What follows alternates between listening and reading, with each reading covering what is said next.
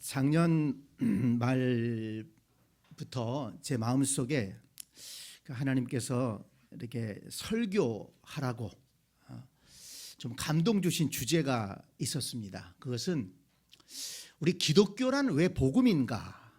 이 주제로 한번 설교를 하면 좋겠다. 이런 마음을 계속 주셨는데 이렇게 준비하다가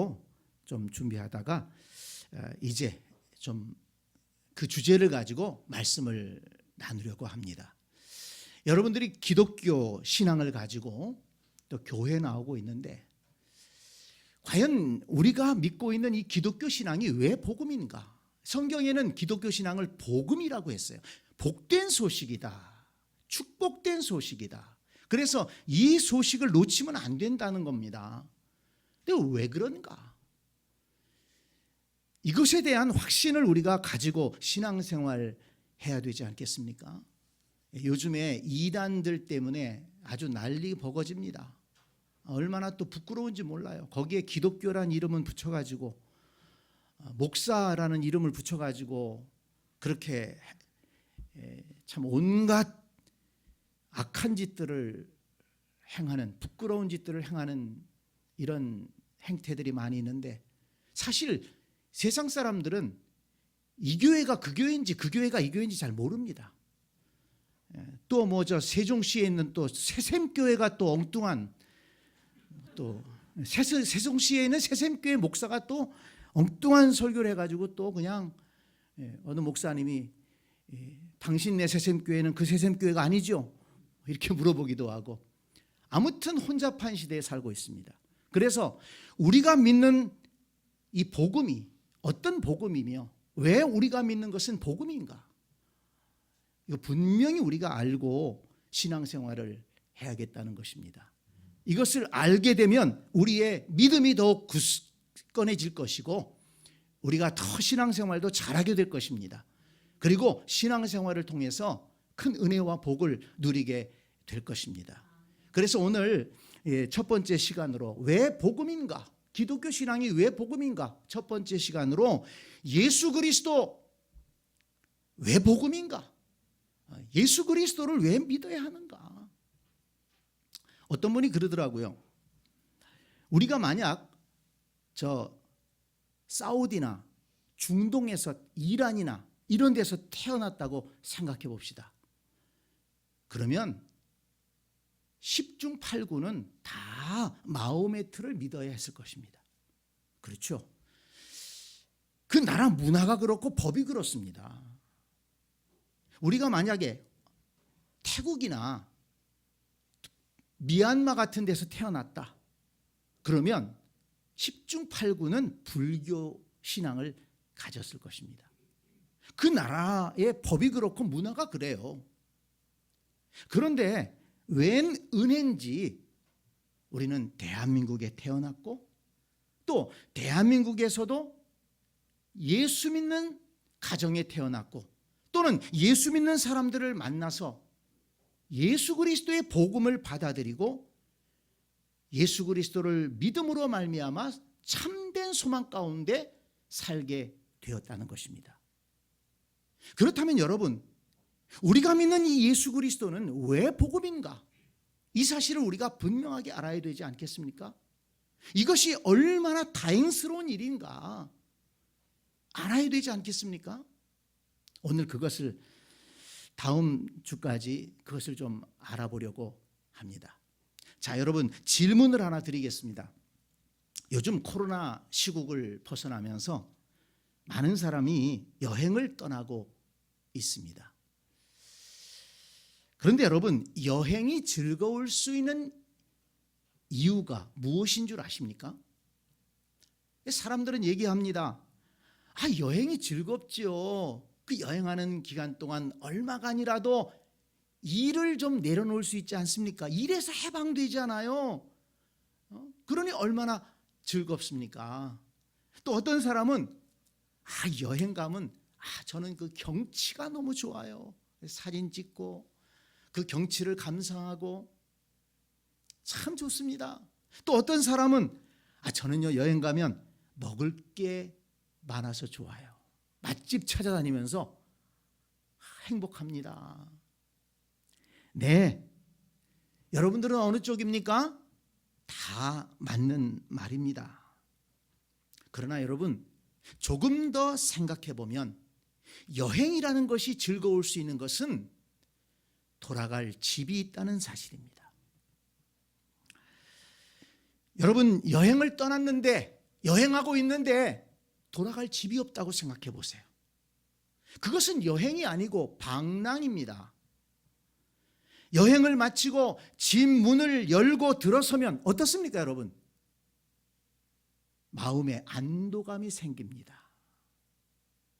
그리고 소파에 앉아서 쉬게 되면, 야, 역시 내 집이 좋구나.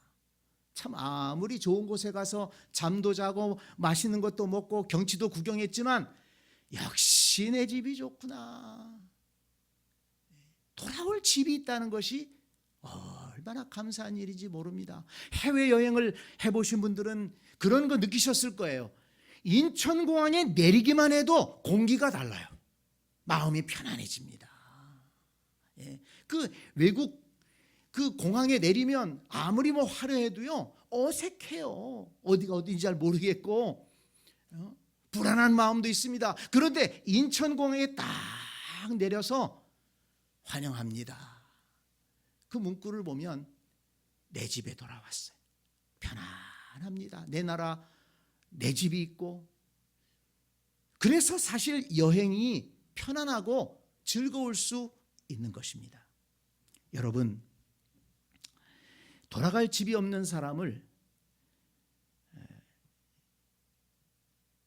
노숙자라고 말합니다. 요즘에 캠핑에 인기가 있어서 그 캠핑하는 사람들 중에도 비박을 하는 사람들이 있더라고요. 비박이라는 말을 찾아보니까 독일 말이더라고요. 근데 이 비박이라는 것은 텐트를 치지 않고 침낭 하나만 의지해서 노천에서 잠을 자는 거예요. 텐트도 안 쳐요. 그리고 판판한 이런 바닥에 그냥 침낭 하나만 가지고 그 속에 들어가서 잠을 자는 것입니다. 근데 여러분, 따지고 보면 비박하는 사람이나 노숙하는 사람이나 비슷한 것 같지 않습니까? 침낭 하나에 의지해서 자는 거예요. 그런데 비박하는 사람들은 보면 어떻습니까? 매우 낭만적이고 그리고 또 멋있게 보입니다. 행복하게 보입니다. 야, 저렇게 사는 사람도 있구나. 그 사람들 얘기합니다. 한번 해봤느냐? 비박 한번 해봤느냐? 그 시원한 바람과 함께 밤하늘에 쏟아지는 것 같은 그런 별들을 보면서 잠을 자봤느냐? 안 해본 사람은 모른다. 그렇게 자랑을 하더라고요. 그런데 여러분, 노숙자들은 어떻습니까? 똑같이 바깥에서 자고 똑같이 침낭 하나 의지해 자지만 불쌍하게 보입니다. 왜 그렇습니까? 비박하는 사람들은 돌아갈 집이 있다는 거예요. 그저 하루 이틀 그렇게 살다가 집에 돌아가면 편안하게 살 수 있습니다. 그러나 노숙자는 돌아갈 집이 없어요. 성도 여러분, 우리 인생도 마찬가지입니다. 길다면 길고 짧다면 짧은 인생을 살아가는데 돌아갈 집이 없다면 얼마나 불안하겠습니까? 사람들은 인생을 논함에 있어 가장 중요한 주제가 무엇이냐? 어떻게 사느냐? 그리고 어떻게 죽느냐라고 말을 합니다. 기왕에 태어난 인생이니 잘 살다가 잘 죽어야 한다는 것입니다. 그래서 사람들은 잘 살기 위해서 노력합니다. 바르게 살기 위해서, 보람있게 살기 위해서 노력합니다. 또 건강하게 살기 위해서 힘을 쓰기도 합니다. 행복하게 살기 위해서 마음을 씁니다. 그러다가 아프지 말고 편안하게 잠자듯이 죽었으면 좋겠다. 그렇게 얘기를 합니다. 그래서 나온 말이 9988234가 아니겠습니까? 99세까지 팔팔하게 살다가 2, 3일만 아프다가 죽는다는 거예요. 근데 여러분, 그게 사람 마음대로 됩니까? 그건 절대적으로 하나님 손에 달린 것입니다. 언제라도 하나님이 부르시면 갈 수밖에 없는 존재가 인생인 것입니다. 그런데 여러분, 잘 살다가 잘 죽는 것도 중요하지만 정말 중요한 것이 있는데, 그것은 뭔가 하면 우리가 이 세상을 떠날 때 어디로 가느냐 하는 것입니다. 과연 돌아갈 집이 예비되어 있느냐 하는 것입니다. 여러분, 사람들은 말합니다. 그건 죽어봐야 알지. 죽은 다음에 어디로 갔는지 아는 거지 어떻게 우리가 알 수 있느냐, 그렇게 말을 합니다. 그렇지만 성경을 통해서 우리는 알 수 있습니다. 성경은 사람이 이 세상을 떠나면 가는 곳이 두 곳이 있다고 분명하게 말씀하고 있습니다. 마태복음 25장 31절 이하의 말씀에 보면 예수님께서 마지막 날에 재림하셔서 영광의 보좌에 앉아 심판을 하시는데, 모든 민족을 모으고 각각 구분하기를 목자가 양과 염소를 구분하듯이 하실 것이라고 말씀하셨습니다. 그래서 양은 오른편에 두고 염소는 왼편에 둘 것이다, 이렇게 말씀을 하셨는데요. 그리고서는 오른편에 있는 사람들을 향해서 이렇게 말씀하신다고 하셨습니다. 내 아버지께 복받을 자들이여, 나와 창세로부터 너희를 위하여 예비된 나라를 상속받으라. 오른편에 있는 사람들에게 그렇게 말씀한다는 겁니다. 그리고 왼편에 있는 사람들을 향해서는 저주를 받을 자들아, 나를 떠나 마귀와 그 사자들을 위하여 예비된 영원한 불에 들어가라 하신다는 겁니다. 여기에 예비되었다는 말이 똑같이 나와요. 그런데 내 아버지께 복받을 자들이여, 그들을 위해서 하나님께서 복된 나라를 예비하셨다는 것입니다. 뿐만 아니라 저주를 받을 자들, 그들을 위해서 마귀와 함께 거할 영원한 불이 있다는 것입니다. 그것을 예비하신다는 것입니다. 여러분, 예수님은 분명히 두 가지를 얘기하셨어요. 사람이 이 세상을 떠날 때 이 두 곳으로 간다는 것입니다. 복받을 자들을 위해 예비된 나라가 있고, 마귀와 그 사자들을 위하여 예비된 영원한 불이 있다는 것입니다. 한마디로 말하면 하나님의 나라가 있고 지옥이 있다는 것입니다. 누가복음 16장에 보면 부자와 나사로의 이야기를 예수님께서 하셨는데, 거지 나사로는 죽어서 천사들에게 받들려 아브라함의 품에 들어가지만 인색하게 또 악하게 살았던 그 부자는 음부에 떨어져 고통 중에 있을 것이라고 말씀하셨습니다. 이 말씀에서도 아브라함 품이 있는가 하면 부자가 들어간 고통의 음부가 있음을 말씀합니다. 로마서 2장 6절로 8절 말씀을 보면 하나님께서 각 사람에게 그 행한 대로 보응하시되 참고 선을 행하여 영광과 존귀와 썩지 아니함을 구하는 자에게는 영생으로 하시고, 오직 당을 지어 진리를 따르지 아니하고 불의를 따르는 자에게는 진노와 분노로 하시리라, 이렇게 말씀하셨어요. 영생으로 하시고, 그리고 진노와 분노로 하시는 사람들이 있다는 거예요. 분명하게 두 곳을 구분해서 말씀하셨습니다. 또 요한계시록 2장 2절로 4절을 보니까 우리가 참 자주 듣는 말씀입니다마는 참으로 은혜스러운 말씀이 있습니다. 내가 보매 거룩한 성 새 예루살렘이 하나님께로부터 하늘에서 내려오니 그 준비한 것이 신부가 남편을 위하여 단장한 것 같더라. 내가 들으니 보좌에서 큰 음성이 나서 이르되 보라, 하나님의 장막이 사람들과 함께 있음에 하나님이 그들과 함께 계시리니 그들은 하나님의 백성이 되고 하나님은 친히 그들과 함께 계셔서 모든 눈물을 그 눈에서 닦아주시니 다시는 사망이 없고 애통하는 것이나 곡하는 것이나 아픈 것이 다시 있지 아니하리니 처음 것들이 다 지나갔음이로라. 구원받은 하나님의 백성들은 하나님의 장막에 거하게 된다는 것입니다. 하나님께서 그들과 함께 하시면서 그들의 모든 눈물을 닦아주신다는 것입니다. 그래서 다시는 사망이 없고 애통하는 것이나 곡하는 것이나 아픈 것이 없이 하나님과 함께 영생할 것이다. 이렇게 계시의 말씀을 우리에게 주셨습니다.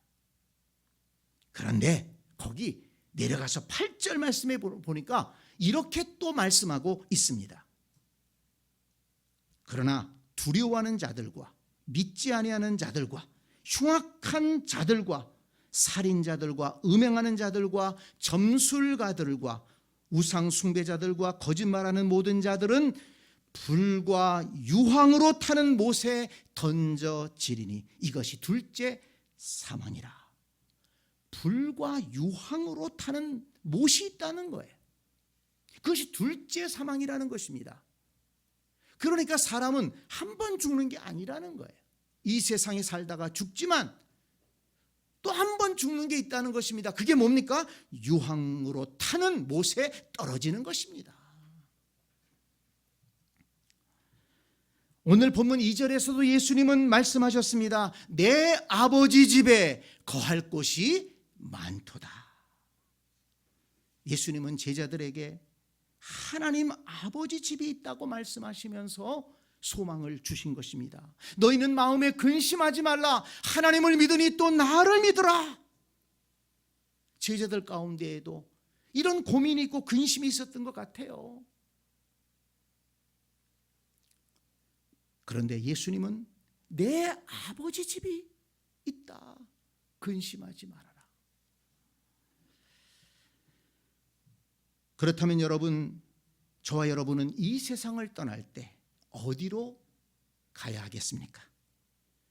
생각해 보셨습니까?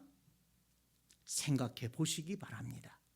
남의 일처럼, 나와는 상관이 없는 일처럼 미뤄두지 말기를 바랍니다. 나는 이 세상을 떠날 때 어디로 갈 것인가? 이 땅에서 잘 사는 것 중요합니다. 건강하게 살고 보람있게 사는 것 중요합니다. 그런데 이 세상을 떠나서 영원한 삶은 어디에서 살아야겠습니까? 예수님이 말씀하신 대로 하나님 아버지 집에서 살아야 할 줄로 믿습니다. 요한계시록에서 말씀한 것처럼 하늘로부터 내려오는 새하늘과 새 땅, 하나님께서 예비하신 하나님의 장막, 하나님과 함께 살아가는 그 복된 곳에서 살아야 할 줄로 믿습니다. 내 아버지께 복받을 자들이여, 나와 창세로부터 너희를 위하여 예비된 나라를 상속받으라. 이 말씀을 저와 여러분들이 들어야 될 줄로 믿습니다.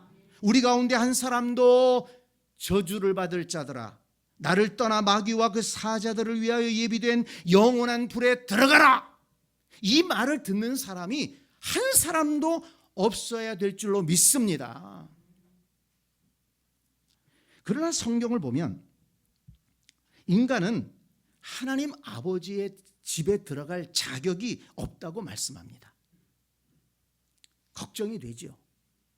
로마서 3장 23절에 보니까 모든 사람이 죄를 범하였음에 하나님의 영광에 이르지 못하더니 라고 했습니다. 사람은 지은 죄 때문에 하나님의 영광에 이르지 못하고 결과적으로 하나님의 집에 들어갈 수가 없다는 것입니다. 에덴 동산에서 아담과 하와가 죄를 짓고 쫓겨나지 않았어요.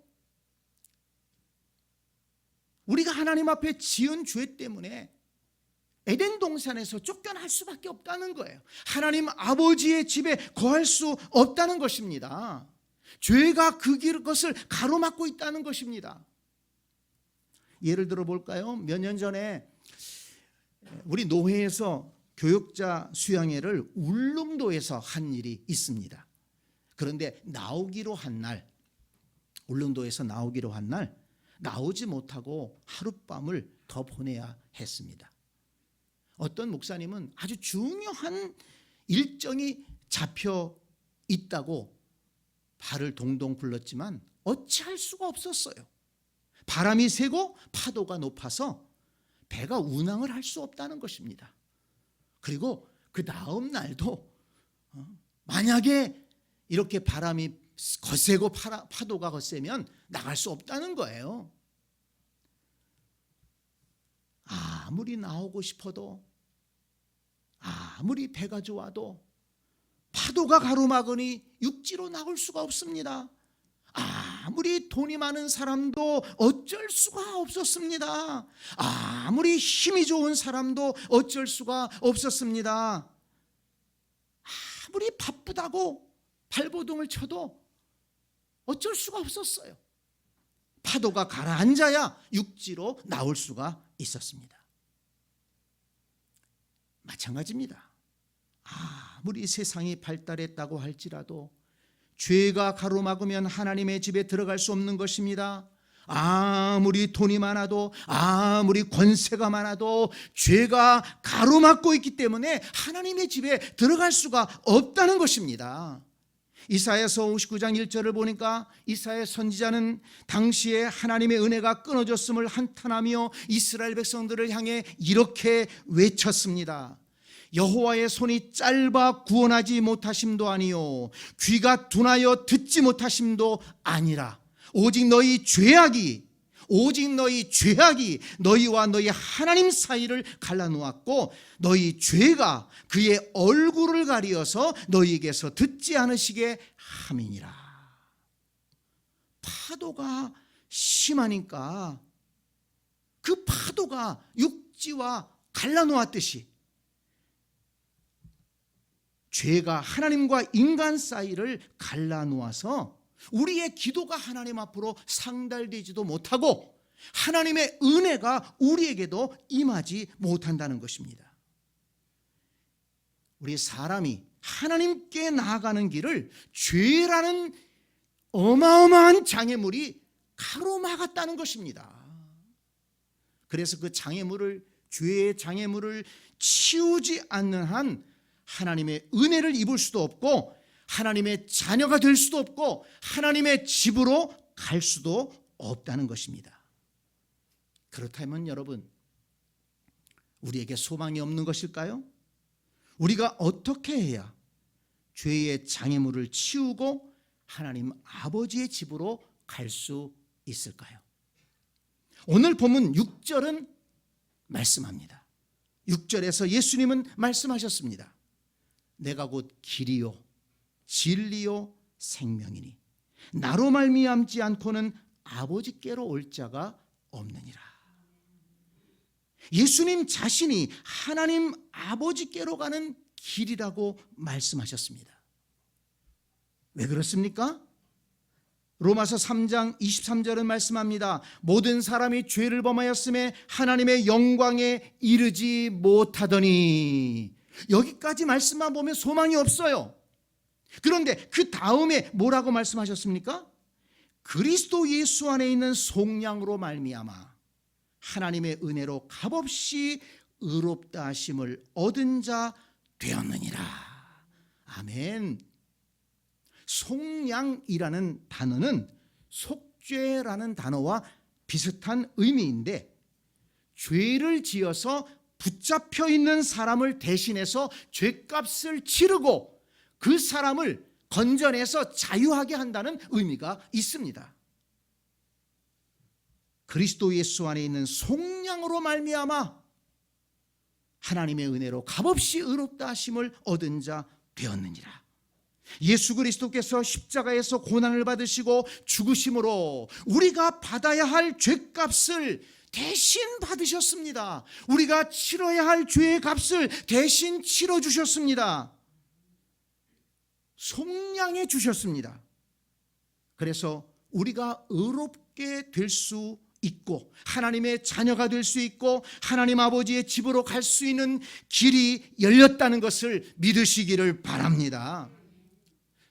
성도 여러분, 성경을 읽으면서 이 성경이 일관되게 예수님은 우리를 죄로부터 구원하시는 분이시라는 사실을 강조하고 있다는 것을 여러분 발견하면서 성경을 읽으시기 바랍니다. 요한복음 1장 29절을 보면 세례 요한은 예수님을 보면서 이렇게 외쳤습니다. 보라, 세상 죄를 지고 가는 하나님의 어린 양이로다. 세례 요한이 처음으로 이 세상에 예수님을 소개한 것입니다. 보라, 저기서 예수님은 세상 죄를 지고 가는 어린 양이다. 마태복음 1장 21절에 보니까 천사들은 예수님에 대해서 이렇게 전합니다. 아들을 낳으리니 그 이름을 예수라 하라. 이는 그가 자기 백성을 그들의 죄에서 구원할 자이심이라. 마태복음 26장 28절을 보니까 예수님은 제자들과 성만찬을 나누시면서 이렇게 말씀하십니다. 이것은 죄 사함을 얻게 하려고 많은 사람을 위하여 흘리는 바 나의 피 곧 언약의 피니라. 예수님께서 십자가에서 흘리신 피는 죄 사함의 권세가 있다는 사실을 믿으시기를 바랍니다. 히브리서 9장 28절에서는 이와 같이 그리스도도 많은 사람의 죄를 담당하시려고 단번에 들이신 바 되셨고 라고 했습니다. 이렇게 여러 말씀을 통해서 예수님은 많은 사람을 죄 가운데에서 구원하시기 위해서 이 땅에 오셨고 많은 사람의 죄를 담당하시려고 십자가에서 죽으시고 보혈을 흘리셨다는 것을 알 수 있습니다. 그러므로 예수님은 우리를 죄의 심판에서 건져내시고 하나님의 집으로 인도하시는 길과 진리와 생명이 되신다는 것을 믿으시기를 바랍니다. 또한 오늘 본문을 보면 예수님께서 하늘나라의 주인이신 것을 알 수가 있습니다. 2절 말씀을 보니까 내가 너희를 위하여 거처를 예비하러 가노니, 거처를 예비하면 내가 다시 와서 너희를 영접하여 나 있는 곳에 너희도 있게 하리라. 여기서 내가를 강조합니다. 내가 너희를 위하여 거처를 예비하러 간다. 거처를 예비하면 내가 다시 와서 너희를 영접하여 나 있는 곳에 너희도 있게 하겠다. 이 말씀을 통해서 알 수 있는 것은 예수님께서 믿는 자들을 위해 거처를 예비하신 주인이시라는 거예요. 예수님이 거처를 예비하셨어요. 그리고 그 주인이신 예수님이 다시 오셔서 우리를 영접해서 예비하신 그 집으로, 그 하나님의 집으로 우리를 인도하실 것이라고 말씀하신 것입니다. 예수님께서 하늘나라의 주인이 되심을 보여주는 아주 중요한 사건이 누가복음 23장에 나옵니다. 예수님께서 십자가에 달리실 때 한편 강도가 죽음을 앞두고 이렇게 예수님께 간청합니다.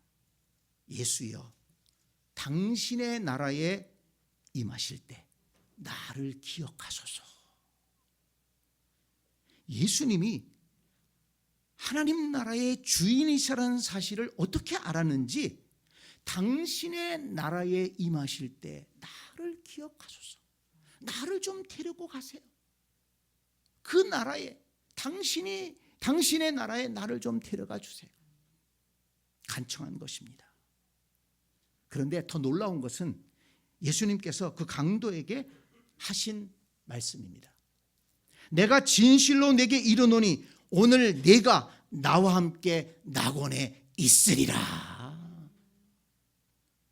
아니 어떻게 예수님이 누구시기에 네가 나와 함께 낙원에 있을 것이다 단적으로 얘기할 수 있습니까? 예수님께서 하나님 나라의 주인이시기 때문에 하실 수 있는 거예요. 주인이 아니면 이런 권세 있는 말씀을 하실 수가 없는 것입니다. 그러므로 우리는 주인이신 예수님을 통해서 하나님 나라에 들어갈 수가 있는 것입니다. 말씀을 정리합니다. 성도 여러분, 우리가 왜 예수님을 믿어야 합니까? 왜 예수님만 믿어야 합니까? 왜 예수 그리스도가 복음입니까? 예수님이 하나님 아버지의 집으로 가는 길과 진리와 생명이시기 때문입니다. 예수님만이 우리의 죄를 짊어지시고 십자가에서 죽으시고 예수님만이 죽음의 권세를 이기시고 부활하셨습니다.